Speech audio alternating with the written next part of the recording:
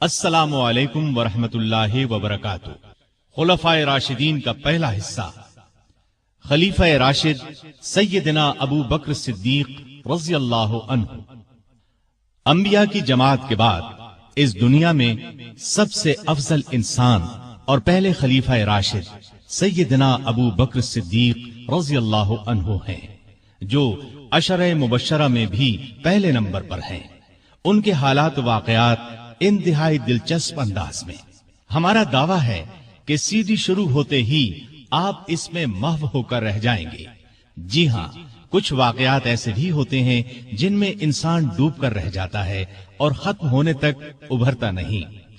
तो आइए इब्तिदा करते हैं पहले खलीफा राशिद खलीफा रसूल सैयदना अबू बकर सिद्दीक रज़ी अल्लाहु अन्हु से।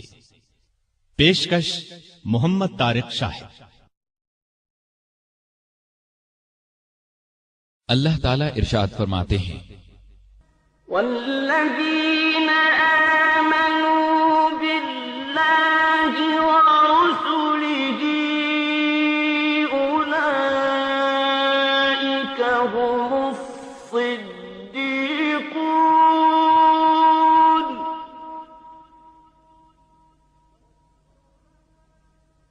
वश्शुहदा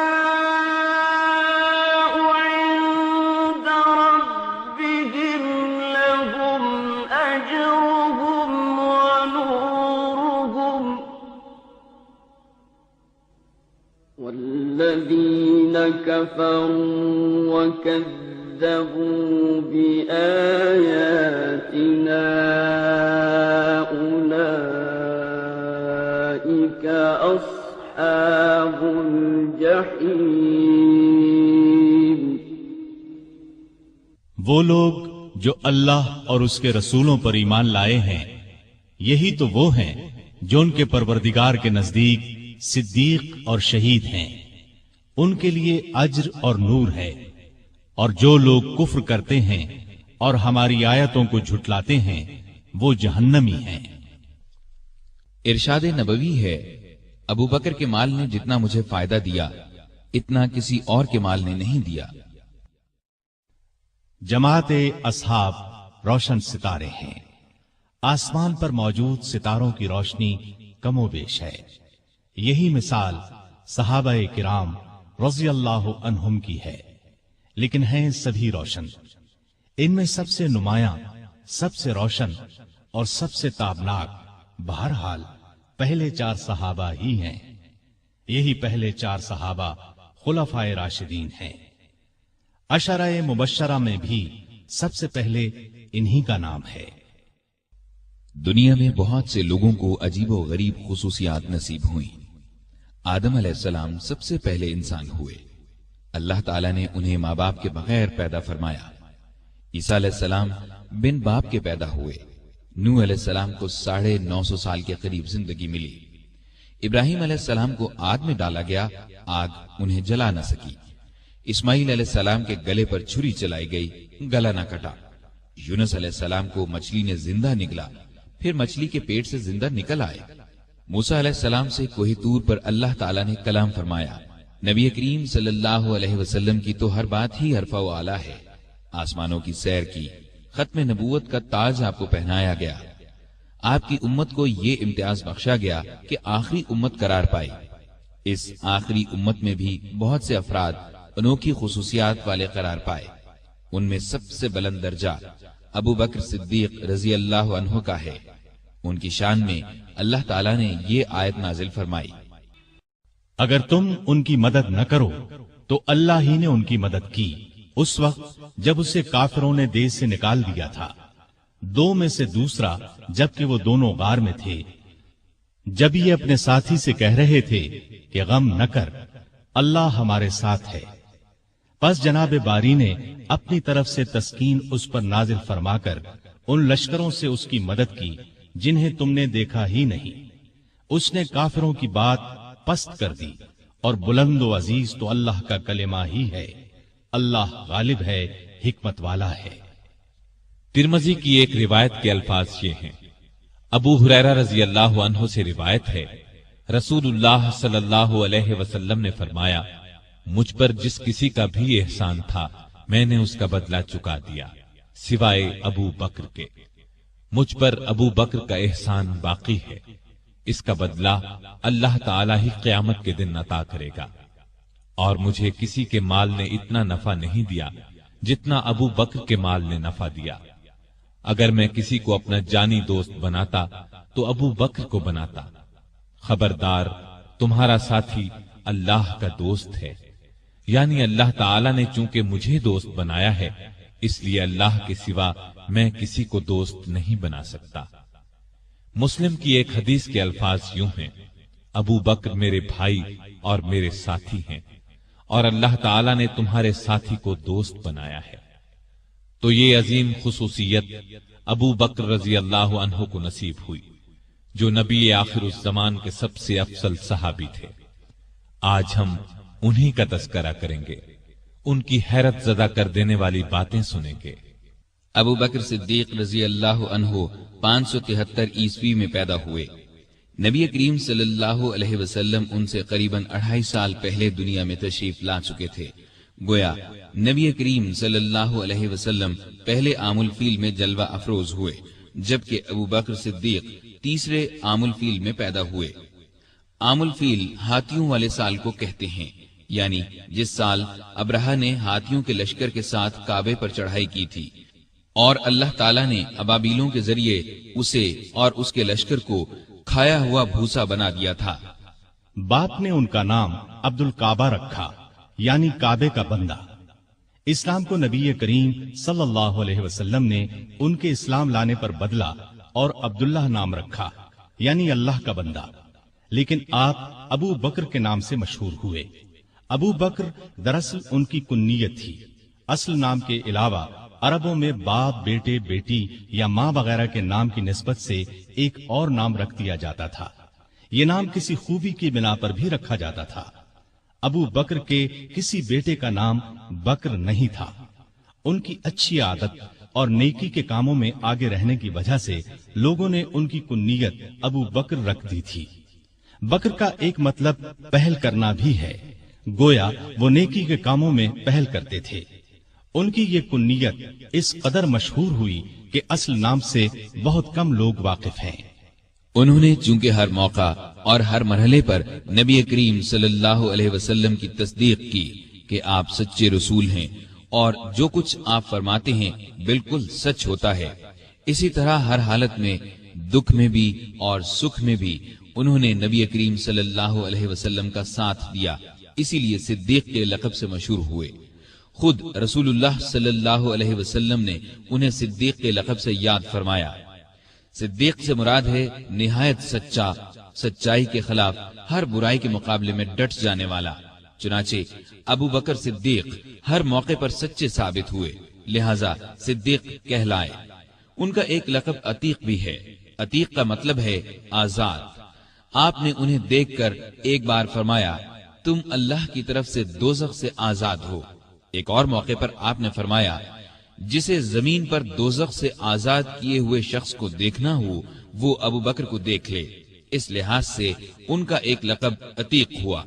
उनका एक मशहूर लक़ब यार गार भी है। वो गारे सौर में आपके साथ थे, जैसा कि आप अभी आयत और उसका तर्जुमा सुन चुके हैं। तफसीलात आगे आएंगी। आप खानदान तैम से थे। कुरैश की कई शाखें थीं, उनमें से एक का नाम बनु हाशिम था। नबी करीम सल्लल्लाहु अलैहि वसल्लम बनु हाशिम से थे। एक शाख का नाम बनु तैम था। अबू बकर सिद्दीक रजी अल्लाह अन्हु उससे थे। बनु तैम भी बहुत बाइज्जत खानदान था। 7वीं पुश्त में आपका नसब रसूलुल्लाह सल्लल्लाहु अलैहि वसल्लम से जा मिलता है। वो इस तरह के कबीला कुरैश के मुर्रा के 2 बेटे किलाब और तैम थे। किलाब की औलाद से नबी करीम सल्लल्लाहु अलैहि वसल्लम पैदा हुए और तैम की औलाद से अबू बकर सिद्दीक रजी अल्लाह अन्हु पैदा हुए। अबू बकर सिद्दीक के वालिद का नाम उस्मान बिन आमिर था और उनकी कुन्नियत अबू कुहाफा थी। ये भी अपनी कुन्नियत ही से मशहूर थे। कामयाब और खुशहाल ताजिर थे। मक्के के लोग उन्हें बहुत इज्जत की निगाह से देखते थे। انہوں نے مکہ فتح ہونے کے بعد اسلام قبول کیا۔ اس وقت ان کی عمر 90 سال کے قریب تھی، بینائی جاتی رہی تھی۔ 14 ہجری میں 97 سال کی عمر میں وفات پائی۔ ابو بکر رضی اللہ عنہ کی والدہ کا نام سلمہ بنت سخر تھا۔ ان کی کنیت ام الخیر تھی۔ یہ بھی بنو تیم سے تھیں، اپنے شوہر ابو قحافہ کے چچا کی بیٹی تھی۔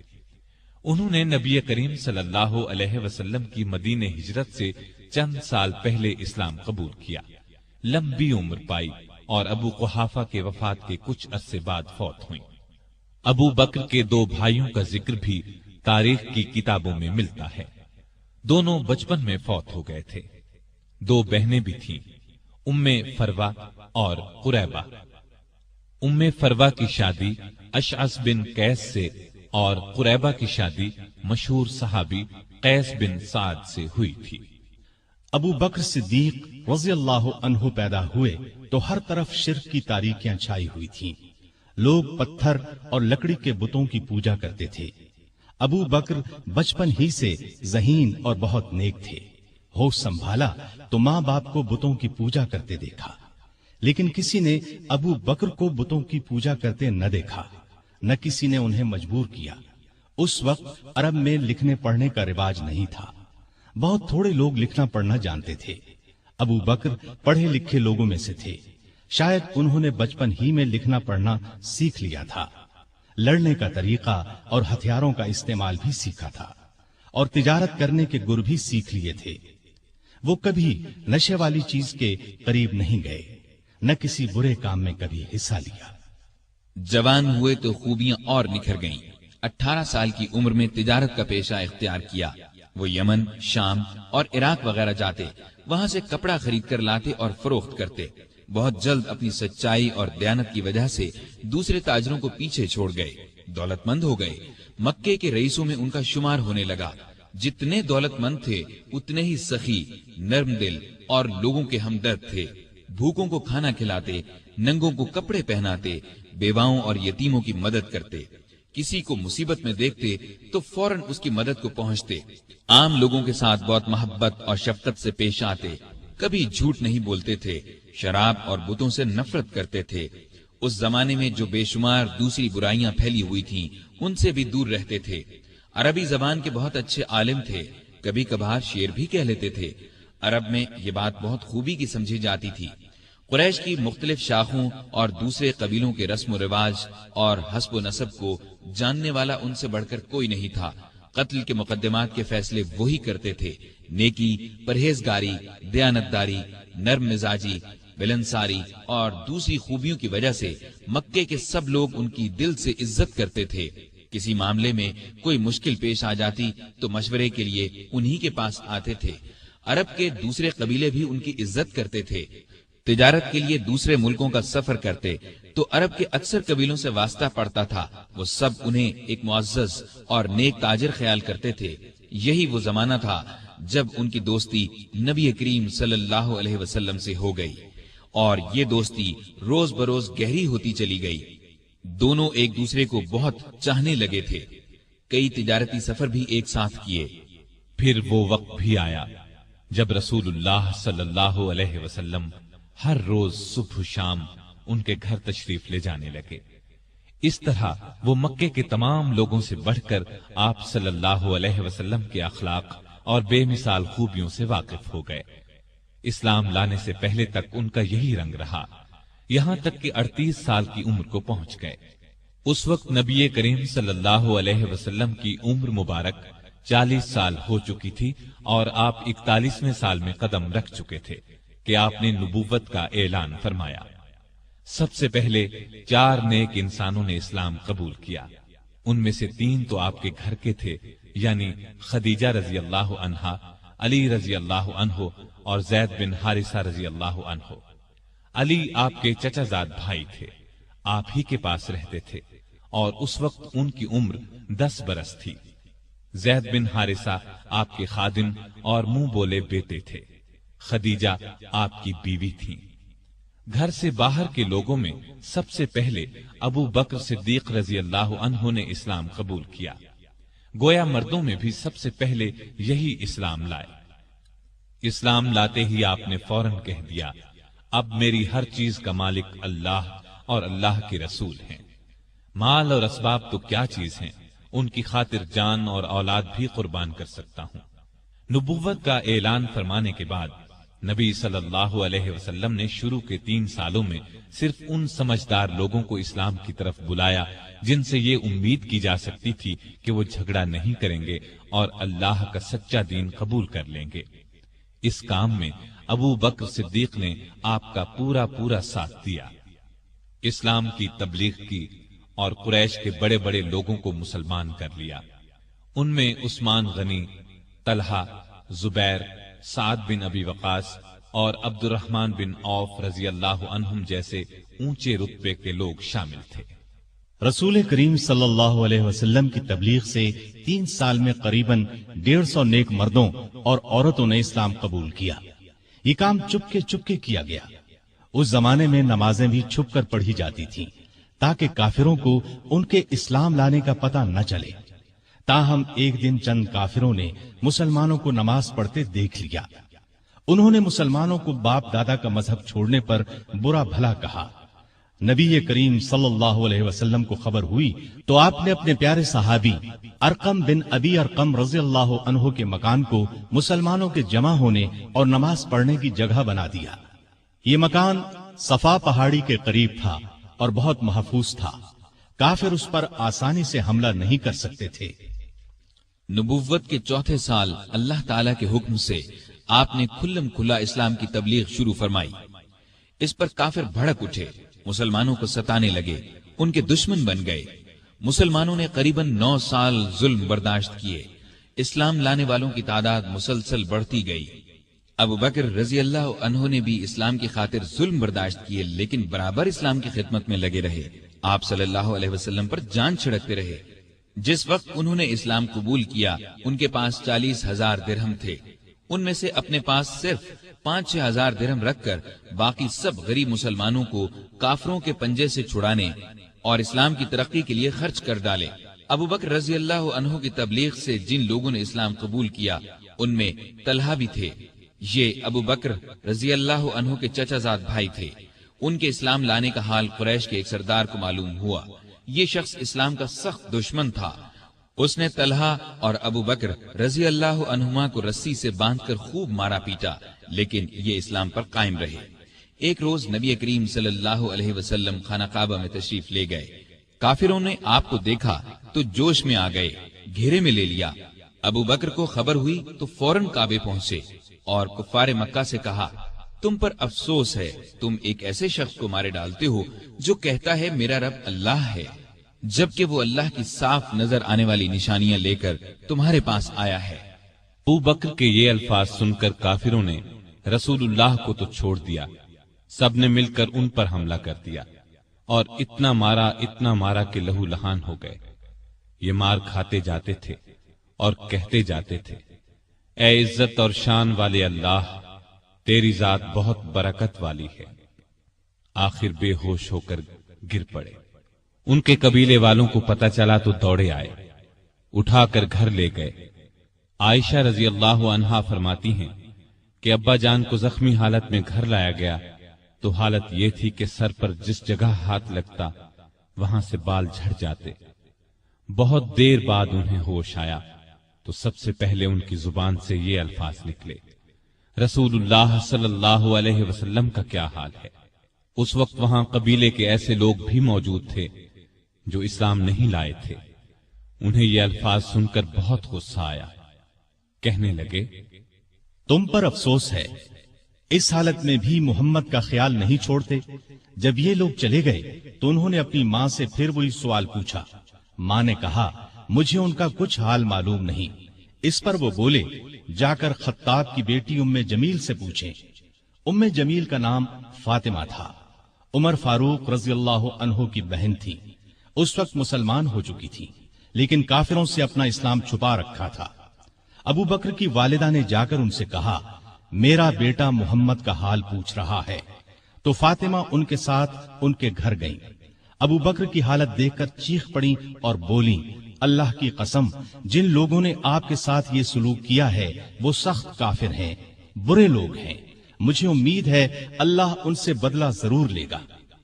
ابو بکر نے کہا، رسول اللہ صلی اللہ علیہ وسلم کا کیا حال ہے؟ ام جمیل نے ان کے کان میں کہا، آپ کی والدہ سن رہی ہیں۔ یہ انہوں نے اس لیے کہا کہ ان کی والدہ اس وقت تک ایمان نہیں لائی تھی۔ اس پر وہ بولے، تم ان کی فکر نہ کرو، ان سے کوئی خطرہ نہیں۔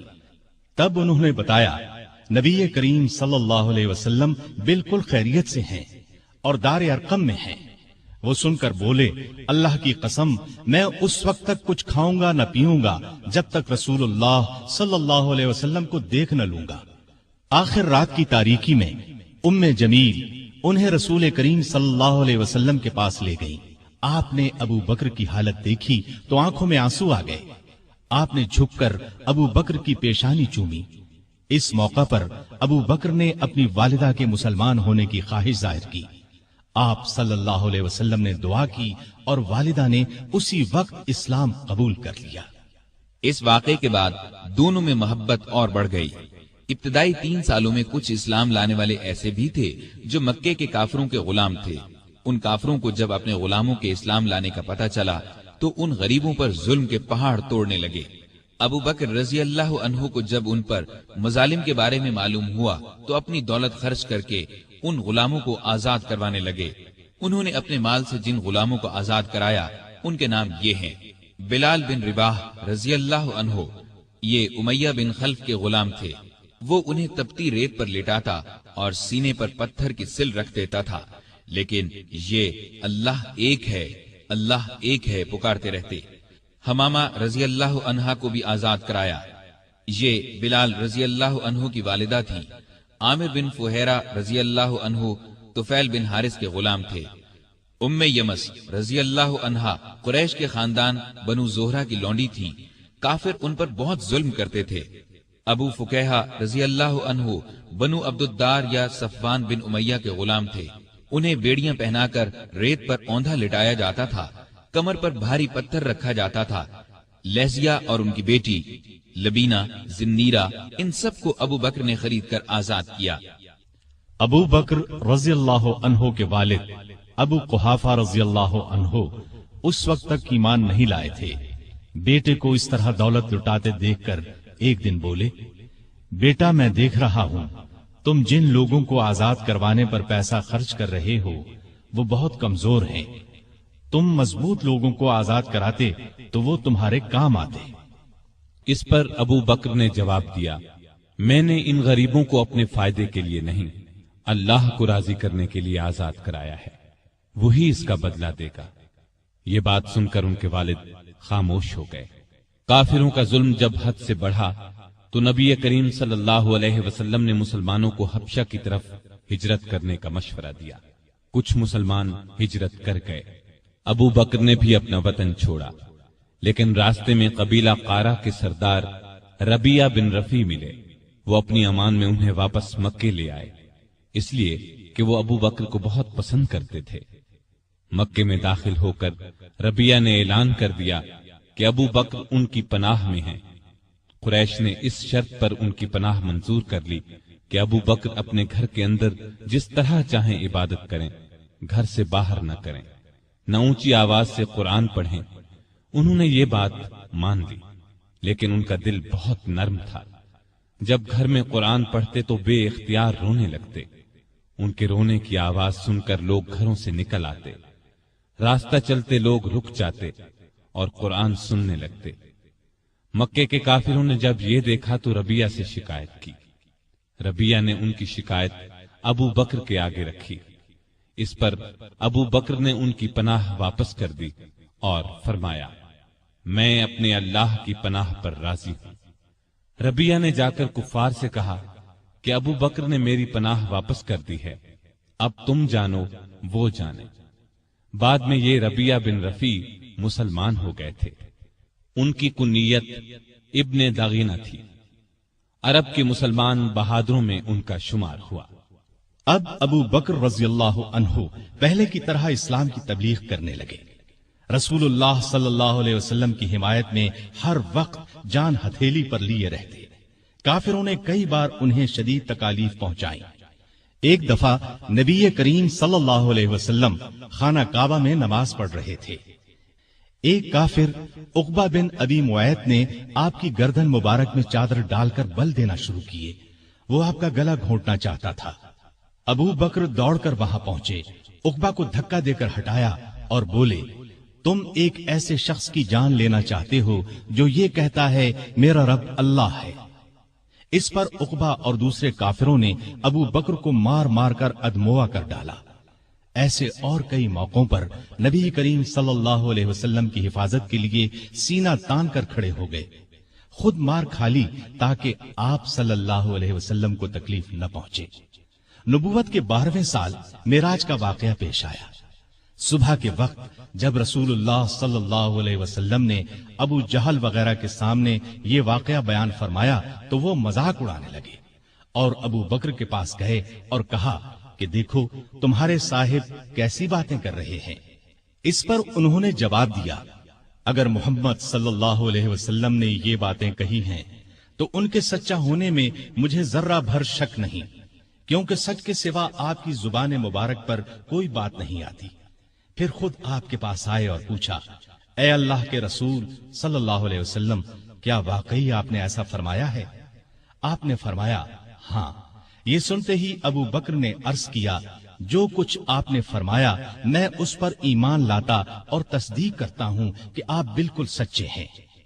ابو بکر کو صدیق کا لقب اسی لیے ملا کہ انہوں نے اس موقع پر اور دوسرے موقعوں پر بھی ہمیشہ رسول اللہ صلی اللہ علیہ وسلم کی تصدیق کی اور آپ کی نبوت کی گواہی دی۔ پھر جب کافروں نے نبی کریم صلی اللہ علیہ وسلم کو قتل کرنے کا منصوبہ تیار کر لیا تو اللہ تعالیٰ نے آپ کو ہجرت کی اجازت دے دی۔ آپ ابو بکر کے پاس آئے اور انہیں بتایا، مجھے ہجرت کی اجازت مل گئی ہے۔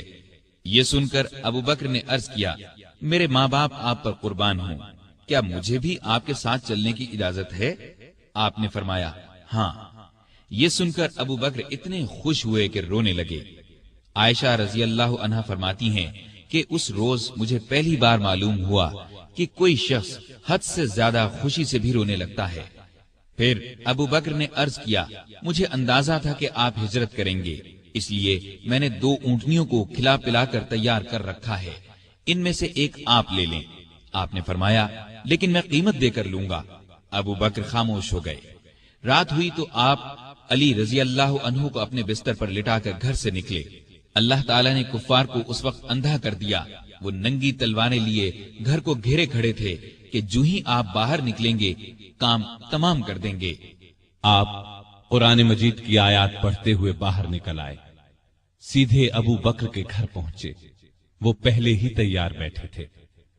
رخصت سے پہلے انہوں نے اپنے بیٹے کو ہدایت کی کہ رات کو آ کر خبریں سنانا، ہم فلاں جگہ ٹھہریں گے۔ اپنے خادم عامر بن فہیرہ کو ہدایت دی کہ وہ روزانہ کی طرح بکریاں چرائے اور رات کو ان کا دودھ ہمیں دے جایا کرے۔ پھر ابو بکر گھر میں موجود تمام نقدی ساتھ لے کر نکل پڑے۔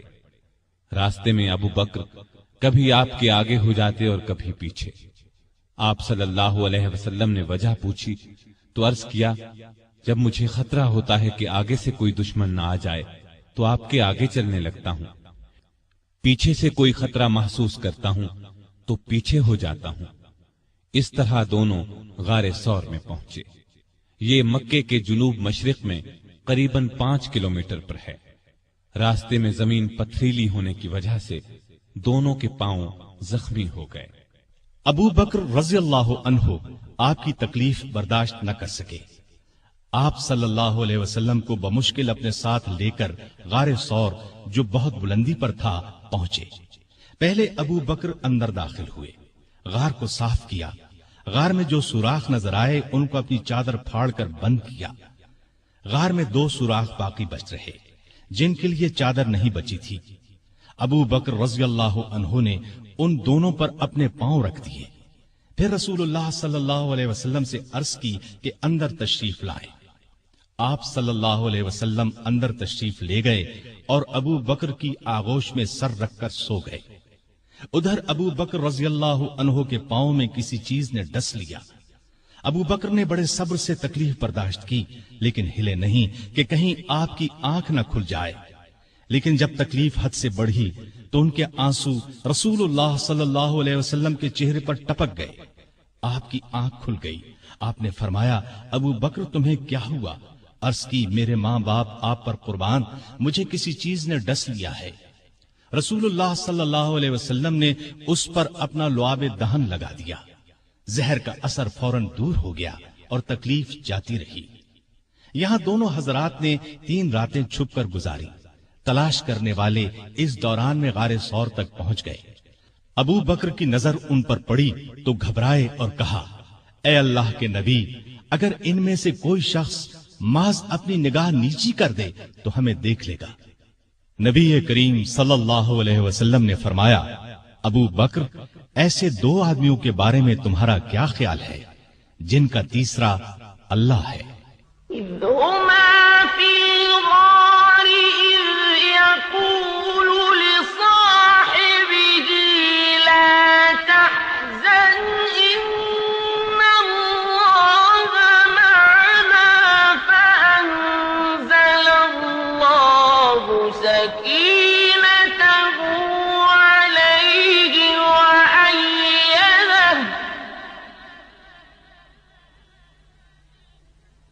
وأيده بجنود لم تروها وجعل كلمة الذين كفروا السفلى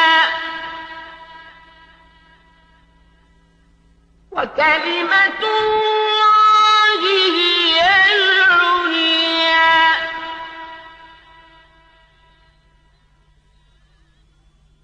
واللہ عزیز حکیم۔ اس وقت اللہ نے کافروں کی آنکھوں پر پردہ ڈال دیا، وہ غار کے اندر نہ دیکھ سکے۔ آپ نے 3 راتیں اور 3 دن غار میں قیام فرمایا۔ عامر بن فہیرہ دودھ پہنچاتے رہے، آپ کی بیٹی اسما رات کو کھانا پہنچاتی رہی، اور عبداللہ رضی اللہ عنہ دن بھر کی خبریں بھی سناتے رہے۔ گویا ابو بکر کا گھرانہ خدمت میں لگا رہا۔ تیسری رات غار سے روانہ ہوئے، عامر ساتھ چلے۔ عبداللہ اریقت نامی ایک شخص کو اجرت پر راستہ دکھانے کے لیے ساتھ لے لیا۔ اس طرح یہ آگے چلے۔ ادھر مکے کے کافر آپ کی تلاش میں نکلے، کیونکہ گھر میں انہیں علی رضی اللہ عنہ ملے تھے۔ پہلے وہ ابو بکر رضی اللہ عنہ کے گھر پہنچے، وہ وہاں نہ ملے تو کافروں نے اعلان کیا، جو شخص محمد یا ابو بکر کو پکڑ کر لائے گا اسے ہر ایک کے بدلے 100 اونٹ انعام میں دیے جائیں گے۔ قبیلہ بنو مدلج کا سردار سراقہ یہ اعلان سن کر ہتھیار لگا کر آپ کی تلاش میں گھوڑے پر روانہ ہوا۔ یہ بڑے ڈیل ڈول کا اور بہادر شخص تھا۔ تلاش کرتے کرتے ان حضرات کے نزدیک پہنچ گیا، لیکن گھوڑے نے ٹھوکر کھائی، زمین پر گرا، دوبارہ سیدھا ہوا، پھر گرا۔ ادھر ابو بکر مڑ مڑ کر اس کی طرف دیکھ رہے تھے۔ بولے، اے اللہ کے رسول، ہمارا پیچھا کرنے والا بہت قریب آ گیا ہے۔ اس پر نبی کریم صلی اللہ علیہ وسلم نے فرمایا، لا تحزن ان اللہ معنا، غم نہ کر، اللہ ہمارے ساتھ ہے۔ اس کے ساتھ ہی سراقہ کا گھوڑا زمین میں دھنس گیا۔ یہ دیکھ کر وہ پکارا، مجھے معاف کر دیجئے، میں آپ کو کوئی تکلیف نہیں پہنچاؤں گا۔ آپ نے دعا کی، گھوڑا نکل آیا، سراقہ نزدیک آیا، کافروں کے اعلان کے بارے میں بتایا۔ آپ نے اسے جانے کی اجازت دے دی اور اس سے کہا، ہمارے بارے میں کسی کو نہ بتانا۔ وہ لوٹ گیا اور آپ اپنے ساتھی کے ساتھ آگے روانہ ہوئے۔ ادھر یثرب یعنی مدینہ کے لوگوں کو اطلاع مل چکی تھی، وہ آپ کا بے چینی سے انتظار کر رہے تھے۔ آپ 8 دن تک سفر کے بعد قباء کے قریب پہنچے۔ قباء مدینے سے 4 کلومیٹر کے فاصلے پر جنوب مغرب میں ایک گاؤں تھا۔ لوگوں کو آپ کی آمد کی خبر ملی تو اللہ اکبر کے نعرے لگاتے امٹ پڑے۔ ادھر رسول کریم صلی اللہ علیہ وسلم اور ابو بکر رضی اللہ عنہ سواری سے اتر کر ایک درخت کے نیچے بیٹھ گئے تھے۔ لوگ ابو بکر کو سلام کرتے رہے۔ اس لیے کہ ان کے سر اور داڑھی کے بال سفید ہو گئے تھے۔ لوگ انہیں اللہ کا رسول سمجھے۔ نبی صلی اللہ علیہ وسلم پر دھوپ آئی تو ابو بکر نے آپ پر کپڑا تان کر سایہ کیا۔ تب لوگوں کو معلوم ہوا کہ اللہ کے رسول تو یہ ہیں۔ آپ صلی اللہ علیہ وسلم نے قباء میں مسجد بنوائی۔ چند دن ٹھہرنے کے بعد وہاں سے مدینے کی طرف روانہ ہوئے۔ ابو بکر اب بھی ساتھ تھے۔ مدینے میں آپ اور ابو بکر ابو ایوب انصاری کے ہاں قیام فرما ہوئے۔ اب آپ نے مدینے میں مسجد بنانے کا ارادہ فرمایا۔ مسجد کے لیے جو زمین خریدی گئی اس کی قیمت ابو بکر نے ادا کی۔ تمام مسلمانوں نے بڑھ چڑھ کر مسجد کی تعمیر میں حصہ لیا۔ ابو بکر بھی کسی سے پیچھے نہ رہے۔ پھر ابو بکر نے اپنے گھر کے باقی افراد کو بھی مکے سے مدینے بلا لیا، لیکن والد اور ایک بھائی نے ابھی اسلام قبول نہیں کیا تھا، وہ مکے ہی میں ٹھہرے رہے۔ ابو بکر رضی اللہ عنہ کی والدہ بھی بوڑھے شوہر کی وجہ سے وہیں رکی رہی۔ مدینے میں آپ نے اپنا کام یعنی کپڑے کی تجارت پھر سے شروع کر دی، لیکن زیادہ وقت نبی کریم صلی اللہ علیہ وسلم کی خدمت میں بسر کرنے لگے۔ آپ ہر جگہ رسول اللہ صلی اللہ علیہ وسلم کے ساتھ جاتے۔ ابو بکر صدیق رضی اللہ عنہ نے ہر طرح کے جہاد میں حصہ لیا، دین کی خاطر ہر قسم کی سختیاں برداشت کی، اپنا مال اللہ کے راستے میں بے دریغ خرچ کیا، جان کی بازی لگا کر اللہ اور اس کے رسول صلی اللہ علیہ وسلم کے دشمنوں سے لڑے۔ آپ غزوہ بدر میں شریک ہوئے۔ اس لڑائی سے پہلے آپ نے پرجوش انداز میں مسلمانوں سے کہا، ہم آخری دم تک لڑیں گے۔ میدان جنگ میں نبی کریم صلی اللہ علیہ وسلم بہت دیر تک دعا کرتے رہے تو ابو بکر کا دل بھر آیا اور انہوں نے یہ الفاظ کہے، اے اللہ کے رسول، اب بس کیجئے، آپ بہت دعا مانگ چکے، اللہ آپ سے کیا ہوا وعدہ ضرور پورا فرمائے گا۔ لڑائی کے دوران جو کافر آپ صلی اللہ علیہ وسلم کی طرف بڑھتا، ابو بکر فوراً اس پر حملہ آور ہوتے۔ ابو بکر کے بیٹے عبد الرحمن ابھی مسلمان نہیں ہوئے تھے، کافروں کے لشکر میں موجود تھے۔ کچھ عرصے بعد وہ اسلام لے آئے۔ اس وقت انہوں نے بتایا، ابا جان، بدر کی لڑائی میں آپ میری تلوار کے زد میں آئے تھے، لیکن میں نے وار نہیں کیا تھا۔ یہ سن کر ابو بکر نے فرمایا، لیکن اگر تم میری تلوار کی زد میں آ جاتے تو میں تمہیں ہرگز نہ چھوڑتا۔ اس کے بعد احد کی لڑائی ہوئی۔ اس لڑائی میں مسلمانوں کے ایک دستے کی غلطی کی وجہ سے مسلمانوں کے پاؤں اکھڑ گئے۔ اس وقت کافر چاروں طرف سے آپ صلی اللہ علیہ وسلم پر ٹوٹ پڑے۔ اس وقت جن چند جانثاروں نے آپ کے ساتھ دشمن کا مقابلہ کیا، ان میں سے ایک ابو بکر رضی اللہ عنہ بھی تھے۔ خندق کی لڑائی میں ابو بکر فوج کا ایک دستہ لے کر خندق کے ایک حصے کی حفاظت کرتے رہے۔ بعد میں اس جگہ مسجد بنائی گئی جو مسجد صدیق کے نام سے مشہور ہوئی۔ بیعت رضوان کے موقع پر صلح کی چند شرائط مسلمانوں کو پسند نہ آئیں تو وہ ابو بکر کے پاس آئے اور اپنا خیال ظاہر کیا۔ ابو بکر نے ان سے فرمایا، آپ اللہ کے رسول ہیں، جس طرح اللہ حکم دیتا ہے اسی طرح کرتے ہیں، اللہ ان کی مدد کرے گا، تم ان کی اطاعت کرتے رہو، اللہ کی قسم وہ حق پر ہیں۔ خیبر کی لڑائی میں بھی ابو بکر رضی اللہ عنہ ساتھ تھے۔ فتح مکہ کے موقع پر بھی ابو بکر ساتھ تھے۔ قریش میں اب مقابلے کی تاب نہیں تھی۔ آپ صلی اللہ علیہ وسلم نے انہیں معاف کر دیا۔ ابو بکر اپنے والد ابو قحافہ کو آپ کی خدمت میں لائے۔ وہ بہت بوڑھے ہو چکے تھے، بینائی بھی زائل ہو چکی تھی۔ ابو بکر نے خواہش ظاہر کی کہ وہ مسلمان ہو جائیں۔ آپ صلی اللہ علیہ وسلم نے ان کے سینے پر ہاتھ پھیرا اور فرمایا، اسلام لے آئیے۔ انہوں نے اسی وقت کلمہ پڑھ لیا۔ غزوہ حنین کے موقع پر جب قبیلہ حوازن نے زبردست تیر اندازی کی تو مسلمانوں کی صفیں ٹوٹ گئیں۔ اس وقت جو صحابہ ثابت قدم رہے ان میں ابو بکر بھی تھے۔ غزوہ طائف میں ابو بکر کے بیٹے عبداللہ کو ایک تیر لگا، وہ زخمی ہو گئے۔ چند دن میں زخم ٹھیک ہو گیا لیکن پھر خراب ہو گیا اور وہ اسی زخم کی وجہ سے فوت ہوئے۔ تبوک کی لڑائی کے موقع پر لشکر کے لیے ہتھیاروں اور سواریوں کی بہت ضرورت تھی۔ آپ نے مسلمانوں سے فرمایا، دل کھول کر مال اور سامان دیں۔ اس پر غریب امیر ہر مسلمان نے مال، سامان، اونٹ، گھوڑے، غلہ، کھجوریں وغیرہ آپ کی خدمت میں ڈھیر کر دی۔ ابو بکر اپنے گھر کا تمام سامان اور ہر چیز لے آئے۔ نبی کریم صلی اللہ علیہ وسلم نے پوچھا، ابو بکر بال بچوں کے لیے کیا چھوڑا؟ انہوں نے عرض کیا، ان کے لیے اللہ اور اللہ کا رسول کافی ہیں۔ لڑائی میں آپ صلی اللہ علیہ وسلم نے ساری فوج کا انتظام ابو بکر رضی اللہ عنہ کے سپرد کیا۔ فوج کا بڑا جھنڈا بھی انہی کو دیا۔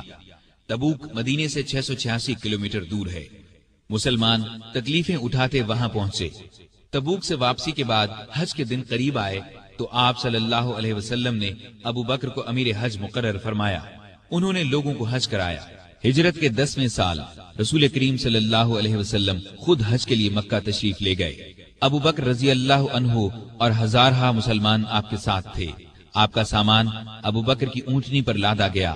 11 ہجری میں آپ نے ایک لشکر شام بھیجنے کے لیے تیار کیا۔ اس لشکر کا سردار آپ نے اپنے ایک پیارے نوجوان اسامہ بن زید رضی اللہ عنہ کو مقرر فرمایا۔ اس لشکر کو بھیجنے کا مقصد یہ تھا کہ روم کے بادشاہ سے موتا کی لڑائی کا بدلہ لیا جائے۔ موتا کی لڑائی 8 ہجری میں ہوئی تھی اور اس میں رومی عیسائیوں کے ہاتھوں نبی کریم صلی اللہ علیہ وسلم کے 12 پیارے صحابہ شہید ہو گئے تھے۔ ان میں اسامہ رضی اللہ عنہ کے والد زید بھی تھے۔ اس لشکر میں ابو بکر رضی اللہ عنہ بھی شریک تھے۔ انہوں نے اس بات کی پرواہ تک نہیں کی کہ ان کا سپہ سالار 18-19 سال کی عمر کا ایک نوجوان ہے۔ دراصل وہ اللہ کے سپاہی تھے اور جو بات اللہ کے رسول صلی اللہ علیہ وسلم کو پسند تھی وہی انہیں بھی پسند تھی۔ حج سے واپسی پر نبی صلی اللہ علیہ وسلم نے مسلمانوں کو یہ خطبہ دیا، اللہ نے اپنے ایک بندے کو اختیار دیا کہ چاہے تو دنیا کی نعمتوں کو قبول کر لے اور چاہے تو اللہ کے پاس جا کر ان نعمتوں کو قبول کرے جو وہاں ملنے والی ہیں۔ تو اس بندے نے اللہ کے پاس جا کر ملنے والی نعمتوں کو قبول کیا ہے۔ یہ خطاب سن کر ابو بکر رضی اللہ عنہ رونے لگے۔ وہ سمجھ گئے کہ یہ آپ صلی اللہ علیہ وسلم نے اپنے بارے میں فرمایا ہے۔ ہجرت کے 11ویں سال رسول کریم صلی اللہ علیہ وسلم کے مرض میں اضافہ ہو گیا تو آپ نے ابو بکر کو نماز پڑھانے کا حکم فرمایا۔ ابو بکر نمازیں پڑھانے لگے۔ اس دوران میں ایک صبح آپ کو افاقہ محسوس ہوا تو آپ سہارا لے کر مسجد میں تشریف لے آئے۔ ابو بکر نے پیچھے ہٹنا چاہا تو آپ نے اشارے سے فرمایا، اپنی جگہ پر رہو۔ پھر آپ نے ان کے ساتھ بیٹھ کر نماز ادا کی۔ ہجرت کے 11ویں سال 12 ربیع الاول بروز پیر آپ صلی اللہ علیہ وسلم نے رحلت فرمائی۔ وہ دن ابو بکر کی زندگی کا سب سے بڑے صدمے کا دن تھا۔ انہوں نے نبی کریم صلی اللہ علیہ وسلم کی پیشانی کو بوسہ دیا اور فرمایا، میرے ماں باپ آپ پر قربان، اللہ آپ پر 2 موتیں جمع نہیں کرے گا۔ جو موت اللہ نے آپ کے لیے لکھ دی وہ آ چکی، اب آپ پر کبھی موت نہیں آئے گی۔ اس وقت صحابہ کی حالت بہت نازک تھی۔ سیدنا عمر فاروق رضی اللہ عنہ ننگی تلوار لیے اعلان کرتے نظر آئے، جو شخص یہ کہے گا کہ رسول اللہ صلی اللہ علیہ وسلم نے وفات پائی میں اسے جان سے مار ڈالوں گا۔ ابو بکر نے ان کی یہ تقریر سنی تو فرمایا، اے عمر سنبھلو اور چپ ہو جاؤ۔ پھر آپ نے لوگوں کے سامنے تقریر کی، لوگو، جو شخص محمد صلی اللہ علیہ وسلم کو پوچھتا تھا وہ جان لے کہ محمد صلی اللہ علیہ وسلم وفات پا گئے ہیں، اور جو اللہ کو پوچھتا تھا وہ سمجھ لے کہ اللہ زندہ ہے، وہ کبھی نہیں مرے گا۔ ان الفاظ کے بعد آپ نے قرآن مجید کی یہ آیت تلاوت فرمائی، صلی اللہ علیہ وسلم صرف رسول ہی ہیں، ان سے پہلے بہت سے رسول آ چکے ہیں۔ کیا اگر ان کا انتقال ہو جائے یا شہید ہو جائیں تو تم اسلام سے اپنی ایڑیوں کے بل پھر جاؤ گے؟ اور جو کوئی پھر جائے اپنی ایڑیوں پر تو ہرگز اللہ تعالیٰ کا کچھ نہ بگاڑے گا۔ ان قریب اللہ تعالیٰ شکر گزاروں کو نیک بدلہ دے گا۔ ابو بکر رضی اللہ عنہ کی تقریر سن کر لوگوں کو یقین آ گیا کہ رسول اللہ صلی اللہ علیہ وسلم واقعی ان سے جدا ہو چکے ہیں۔ آپ کی وفات کے بعد مسلمانوں نے متفقہ طور پر جناب ابو بکر صدیق کو خلیفہ چن لیا۔ خلیفہ بنائے جانے کے بعد انہوں نے یہ خطبہ دیا، لوگو، اللہ کی قسم میں نے کبھی تمہارا امیر بننے کی خواہش نہیں کی، تم نے ایک ایسا بوجھ مجھ پر ڈال دیا ہے جس کے اٹھانے کی طاقت میں اپنے اندر نہیں پاتا، اور اللہ کی مدد کے بغیر اس کو نہیں سنبھال سکتا۔ میں تم سے بہتر نہیں، اگر سیدھے راستے پر چلوں تو میری مدد کرنا، اور اگر غلطی کروں تو مجھے درست کر دینا۔ یاد رکھو، سچائی امانت ہے اور جھوٹ خیانت۔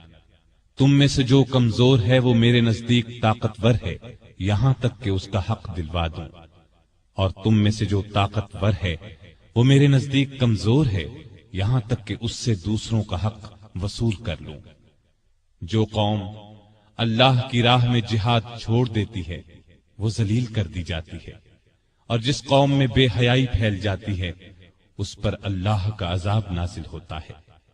جب تک میں اللہ اور اس کے رسول صلی اللہ علیہ وسلم کی اطاعت کروں تم میرا حکم مانو، اور جب میں اللہ اور اس کے رسول کی نافرمانی کروں تو تم پر میرا حکم ماننا فرض نہیں۔ اب نماز کے لیے کھڑے ہو جاؤ، اللہ تم پر رحم فرمائے۔ خلیفہ بننے کے بعد ابو بکر نے جو سب سے پہلا حکم جاری کیا وہ یہ تھا کہ اسامہ کے لشکر کو شام جانے کے لیے تیار ہو جانا چاہیے۔ مجاہدین فوراً جمع ہونے لگے۔ اسی اثنا میں خبریں آنے لگیں کہ عرب کے بہت سے قبیلوں نے زکوٰۃ ادا کرنے سے انکار کر دیا ہے۔ یہ لوگ ابھی تھوڑا عرصہ پہلے ہی مسلمان ہوئے تھے۔ بعض لوگوں نے نبی ہونے کا جھوٹا دعویٰ کر کے ہزارہا لوگوں کو بے وقوف بنا ڈالا۔ لوگ ان کے گرد جمع ہو گئے۔ یہ حالات دیکھ کر بعض صحابہ نے سیدنا صدیق اکبر کو مشورہ دیا کہ ان حالات میں اسامہ کے لشکر کو بھیجنا مناسب نہیں، بہتر یہ ہے کہ اس کو روک دیا جائے تاکہ دشمن مدینے پر حملہ کریں تو ان کا مقابلہ کیا جا سکے۔ لیکن ابو بکر نے یہ مشورہ ماننے سے انکار کر دیا اور فرمایا، اللہ کی قسم، اگر مدینہ اس طرح آدمیوں سے خالی ہو جائے کہ درندے اور کتے مجھے پھاڑ کھائیں، تب بھی میں اس لشکر کو شام جانے سے نہیں روکوں گا جس کو رسول اللہ صلی اللہ علیہ وسلم نے شام جانے کا حکم فرمایا تھا۔ اب بعض صحابہ نے یہ مشورہ دیا کہ لشکر کا سپہ سالار نو عمر اسامہ کی جگہ کسی عمر رسیدہ تجربہ کار صحابی کو بنا دیا جائے۔ یہ سن کر ابو بکر کو غصہ آ گیا۔ انہوں نے فرمایا، یہ تم کیسا مشورہ دے رہے ہو؟ جس شخص کو رسول اللہ صلی اللہ علیہ وسلم نے لشکر کا امیر بنایا، میں اس کی جگہ کسی اور کو امیر مقرر کروں، ایسا ہرگز نہیں ہوگا۔ پھر ابو بکر رضی اللہ عنہ لشکر کو رخصت کرنے کے لیے خود مدینے سے باہر مقام جرف پر پہنچے، دور تک انہیں چھوڑنے گئے۔ اسامہ گھوڑے پر سوار تھے اور ابو بکر ان کے ساتھ پیدل چل رہے تھے۔ اسامہ نے عرض کیا، اے رسول اللہ کے خلیفہ، یا تو آپ بھی گھوڑے پر سوار ہو جائیں یا مجھے گھوڑے سے اتر کر پیدل چلنے دیں۔ ابو بکر نے فرمایا، نہ تو میں سوار ہوں گا نہ تمہیں گھوڑے سے اترنے دوں گا۔ اگر کچھ دیر کے لیے میرے قدموں پر اللہ کی راہ کا غبار پڑ جائے تو اس سے میری شان میں کوئی کمی نہیں آ جائے گی۔ پھر آپ نے لشکر کو رخصت کیا، انہیں دعا دی۔ اسامہ کا یہ لشکر شام کے عیسائیوں کو سزا دے کر قریباً 70 دن بعد واپس لوٹا۔ نبی صلی اللہ علیہ وسلم کی وفات کے بعد کچھ قبیلے اسلام سے پھر گئے، کچھ نے زکوٰۃ دینے سے انکار کر دیا اور کچھ نے جھوٹی نبوت کا اعلان کر دیا۔ یہ سب ارتدادی فتنے تھے، یعنی یہ مرتد ہو گئے تھے۔ ابو بکر رضی اللہ عنہ نے ان سب کے خلاف جہاد کیا۔ پہلے آپ نے زکوٰۃ نہ دینے والوں سے جنگ کی، انہیں شکست دی۔ پھر خالد بن ولید اور دوسرے سپہ سالاروں کے لشکر جھوٹے نبیوں کی طرف روانہ کیے۔ مسیلمہ کذاب سب سے بڑا جھوٹا نبی تھا۔ خالد بن ولید کے لشکر نے اسے شکست فاش دی۔ اس لڑائی کو یمامہ کی لڑائی کہا جاتا ہے۔ مسیلمہ بھی اس جنگ میں مارا گیا۔ 10,000 مرتد ہلاک ہوئے۔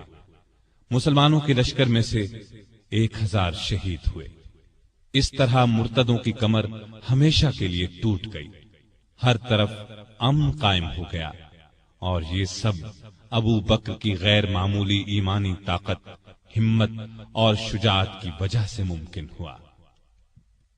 اس کے بعد آپ کا ایک خاص کارنامہ یہ ہے کہ آپ نے قرآن کو ایک جگہ جمع کروایا، کیونکہ اس وقت قرآن مجید مختلف جگہوں پر لکھا ہوا تھا۔ یمامہ کی لڑائی میں سینکڑوں حفاظ صحابہ شہید ہو گئے تھے، اس لیے ضرورت محسوس ہوئی کہ قرآن کو ایک جگہ جمع کر دیا جائے، چنانچہ یہ کام کیا گیا۔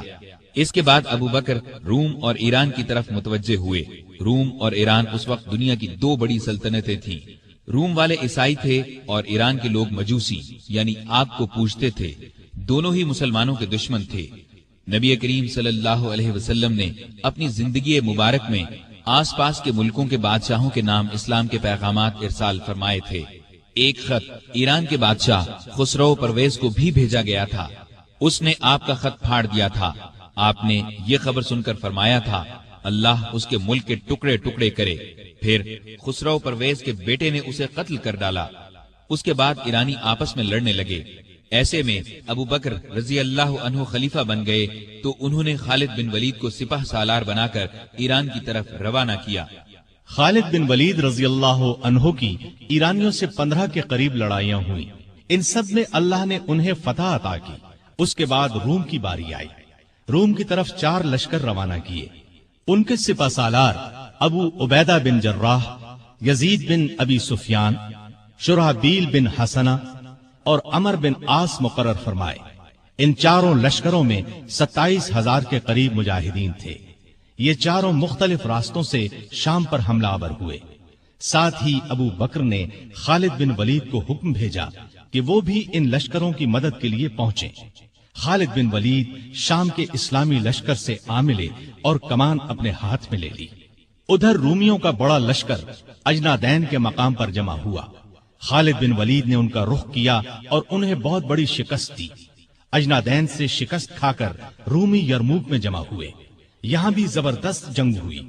یہ لڑائیاں ابھی جاری تھیں کہ سیدنا ابو بکر رضی اللہ عنہ بیمار ہو گئے۔ پہلے انہیں تیز بخار ہوا، سخت کمزوری کی وجہ سے مسجد میں نہ آ سکے۔ سیدنا عمر رضی اللہ عنہ کو نمازیں پڑھانے کا حکم دیا۔ جب حالت اور بگڑی تو وصیت فرمائی، میرے بعد خلیفہ عمر ہوں گے۔ یہ وصیت سن کر بعض صحابہ نے عرض کی، عمر کے مزاج میں سختی ہے، تو ابو بکر نے فرمایا، جب خلافت کا بوجھ سر پر پڑے گا تو یہ سختی جاتی رہے گی۔ وہ امت کے بہترین آدمی ہیں۔ بیماری کے دنوں میں ایک دن پوچھا، خلیفہ بننے سے اب تک بیت المال سے مجھے کتنا وظیفہ ملا ہے؟ حساب کیا گیا تو 8,000 کے قریب درہم بنے۔ آپ نے فرمایا، میری فلاں زمین بیچ کر یہ رقم بیت المال میں جمع کی جائے۔ پھر آپ نے فرمایا، جب سے میں خلیفہ ہوا ہوں میری جائیداد کتنی بڑھی ہے؟ لوگوں نے کہا کہ ایک حبشی غلام ہے جو بچوں کو کھلاتا ہے، مسلمانوں کی تلواروں کو صاف کرتا ہے اور چمکاتا ہے، ایک اونٹنی ہے جس پر پانی لاتا ہے، اور ایک معمولی سی پرانی چادر ہے۔ یہ سن کر فرمایا، میرے مرنے کے بعد یہ سب چیزیں نئے خلیفہ عمر کے پاس پہنچا دی جائیں۔ ایک وصیت یہ کی کہ میری قبر رسول اللہ صلی اللہ علیہ وسلم کی قبر کے پاس بنائی جائے۔ اپنے کفن کے بارے میں فرمایا، جو کپڑے میرے بدن پر ہیں انہی میں کفن دیا جائے۔ اس پر عائشہ رضی اللہ عنہا نے فرمایا، ہم آپ کے لیے نیا کفن کیوں نہ خریدیں؟ جواب میں فرمایا، مردوں سے زیادہ نئے کپڑوں کی ضرورت زندوں کو ہے۔ یہ بھی فرمایا، نبی صلی اللہ علیہ وسلم کی وفات پیر کو ہوئی تھی، آج پیر ہے، مجھے امید ہے کہ میری موت بھی آج ہی ہوگی۔ چنانچہ 22 جمادی الاخر ہجرت کے 13ویں سال پیر کے دن ابو بکر رضی اللہ عنہ اس دنیا سے رحلت کر گئے۔ کفن دفن ان کی وصیت کے مطابق ہوا۔ وفات کے وقت عمر 63 سال تھی۔ خلافت کی مدت 2 سال 3 ماہ 11 دن ہے۔ خلیفہ بننے سے پہلے کپڑے کی تجارت کرتے تھے۔ جس روز خلیفہ بنائے گئے اس سے اگلے روز کپڑے کے تھان کندھے پر رکھ کر بازار کی طرف نکلے۔ عمر نے دیکھا تو عرض کی، اگر آپ تجارت کرتے رہے تو مسلمانوں کے کام کون سر انجام دے گا؟ اس طرح مسلمانوں کے مشورے سے آپ کا وظیفہ مقرر ہوا۔ یہ اتنا تھا جتنا ایک عام آدمی کا خرچ ہوتا ہے۔ وفات کے وقت یہ بھی اپنی زمین فروخت کر کے بیت المال میں جمع کرانے کی وصیت کر دی۔ اس وصیت کے مطابق جب یہ رقم بیت المال میں جمع کرانے کے لیے سیدنا عمر فاروق کی خدمت میں لائی گئی تو عمر رو پڑے۔ आपकी शक्ल नूरानी, कद दरमियाना, जिस्म दुबला पतला, रंग गोरा था। लिबास बहुत सादा पहनते, इबादत का बहुत शौक था। दिन को रोजा रखते, रात को क़याम करते। तिलावत के वक्त इतना रोते कि दाढ़ी तर हो जाती। कुरान और हदीस के बहुत बड़े आलिम थे। आपसे मरवी 42 अहादीस हैं। लिखना पढ़ना भी जानते थे। मुख्तलिफ औकात में 5 शादियां की। 3 बेटे और 3 बेटियां थीं। उनके नाम ये हैं: अब्दुल्लाह, अब्दुर्रहमान, मोहम्मद, अस्मा, आयशा और उम्मे कुलसूम रज़ी अल्लाह अन्हुम। घर वालों से बहुत मोहब्बत करते थे, लेकिन सबसे ज्यादा नबी करीम सल्लल्लाहु अलैहि वसल्लम से मोहब्बत करते थे। इस मोहब्बत का अल्फाज में बयान नामुमकिन है। हर वक्त अपनी जान नबी करीम सल्लल्लाहु अलैहि वसल्लम पर कुर्बान करने के लिए तैयार रहते थे। आप सल्लल्लाहु अलैहि वसल्लम भी हर वक्त उन्हें अपने साथ रखते। कोई बात उनसे छुपाकर नहीं रखते थे। आप सल्लल्लाहु अलैहि वसल्लम की खिदमत में सहाबा जुड़कर बैठते थे, लेकिन अबू बकर के लिए जगह छोड़ दी जाती थी। जब वो अपनी जगह पर आकर बैठते तो आप उनकी तरफ रुख कर लेते थे। आप सल्लल्लाहु अलैहि वसल्लम फरमाया करते थे, अबू बकर तमाम लोगों में मुझे सबसे ज्यादा प्यारे हैं। आप सल्लल्लाहु अलैहि वसल्लम ने कई बार उन्हें जन्नत की बिशारत दी। एक मर्तबा फरमाया, अबू बकर हौज़े कौसर पर मेरे साथ होंगे। एक मर्तबा नबी करीम सल्लल्लाहु अलैहि वसल्लम ने 10 सहाबा के नाम लेकर फरमाया कि ये जन्नती हैं। इनमें पहला नाम अबू बकर सिद्दीक का लिया। अबू बकर सिद्दीक गरीबों और मुहताजों की बहुत मदद करते थे। अल्लाह के रास्ते में खर्च करने में सबको पीछे छोड़ देते थे। अल्लाह का खौफ इस कदर था कि हिसाब के दिन का ख्याल आने पर कांप जाते थे। फरमाया करते थे, काश मैं एक तिनका होता, किसी को कोई बात कह देते तो फौरन उससे मुआफी मांग लेते। लोगों को सलाम करने में पहल करते थे। परहेजगारी तो हद दर्जे की थी। एक दिन आपका गुलाम खाने की कोई चीज लाया। आपने उसमें से कुछ खा लिया, लेकिन खाने के बाद गुलाम ने आपसे पूछा, आपको मालूम है कि आपने जो खाया है वो क्या है? आपने फरमाया, बतलाओ ये कहां से आया है? उसने बताया कि जमाने जाहिलियत में एक शख्स ने मुझसे कुछ मंतर पढ़वाया था, ये उसकी उजरत है। ये सुनकर अबू बकर ने अपना हाथ मुंह में डाला और जो कुछ पेट में गया था कै के जरिए सब कुछ बाहर निकाल दिया। मिजाज में बहुत आजिजी थी। खलीफा बनने से पहले मोहल्ले वालों की बकरियों का दूध दोह देते थे। खलीफा बनने के बाद भी ये मामूल न छोड़ा। लोगों को बहुत अच्छी अच्छी नसीहतें करते रहते थे। फरमाते हैं, मुसीबत की जड़ इंसान की गुफ्तगू है। अक्लमंद की पहचान ये है कि वो ज्यादा बातें नहीं करते। सच्चाई अमानत और झूठ बददयानती है। किसी मुसलमान को हकीर न जानो।